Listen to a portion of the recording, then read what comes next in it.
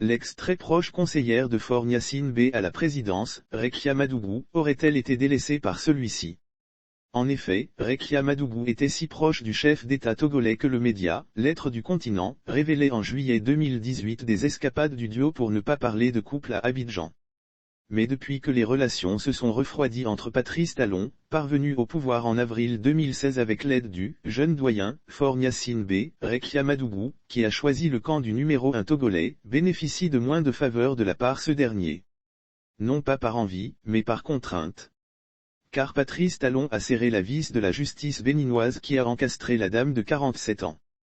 Malgré sans doute les tractations en douce du président togolais pour extraire sa protégée Rekia Madougou des geôles du Bénin, cette dernière a été condamnée la semaine dernière par la Cour de répression des infractions économiques et terroristes, CRIE, à 20 ans de prison pour financement du terrorisme.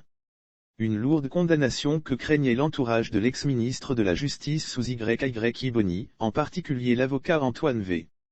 En effet, l'étau s'était resserré autour de Rekia Madougou après qu'elle a été surprise, avec des sacs d'argent, dixit le président Patrice Talon dans un entretien accordé à France 24, à quelques ensablures de l'élection présidentielle au Bénin. C'est donc depuis les cachots béninois que Rekia Madougou devrait fort amèrement se rappeler au luxe du palais de Lomé II, loin des strass et paillettes.